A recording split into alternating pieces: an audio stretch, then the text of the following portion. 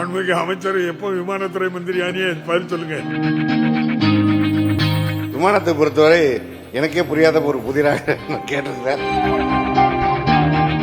மாண்புமிகு பிச்சாண்டி சுருக்கமாக கேள்வி. மாண்புமிகு பேரவைத் தலைவர் அவர்களே, என்னுடைய புதிய கீழ்பண்ணாத்தூர் தாலுகாவிலே கீழ்பண்ணாத்தூரிலே ஒரு போக்குவரத்து பணிமனையை அமைத்தால் அங்கே இருக்கின்ற பல கிராமங்களுக்கு டவுன் பஸ்கள் விடுவதற்கு ஏதுவாக இருக்கும்.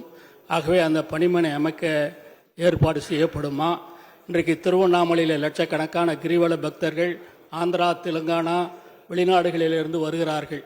ஆகவே திருவண்ணாமலையிலே ஒரு விமான நிலையம் அமைக்க வேண்டும் என்ற வகையிலே இப்பொழுது ஒன்றிய அமைச்சர் ராம்மோகன் ராவ் அவர்கள் உடான் திட்டத்திலே நான் புதிய விமான நிலையங்களை தர இருக்கிறோம் என்று கேட்டிருக்கிறார்கள்.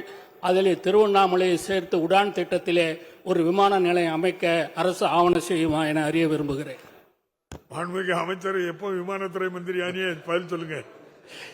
மாண்புமிகு பேரவைத் தலைவர் அவர்களே, மாண்புமிகு பேரவை துணைத் தலைவர் அவருடைய கோரிக்கைப்படி இப்பொழுது புதிய பணிமனைகளை அமைப்பதற்கு நம்முடைய போக்குவரத்து கழகங்களுடைய நிதிநிலை இடம் கொடுக்காத நிலையில் இருக்கிறது. அதன் காரணமாகத்தான் நமக்கு நாமே என்ற அடிப்படையில் நாங்கள் நம்முடைய போக்குவரத்து பணிமனைகளை அமைப்பதற்கு என்னுடைய தொகுதியிலே நான் அமைத்துக் கொண்டேன்.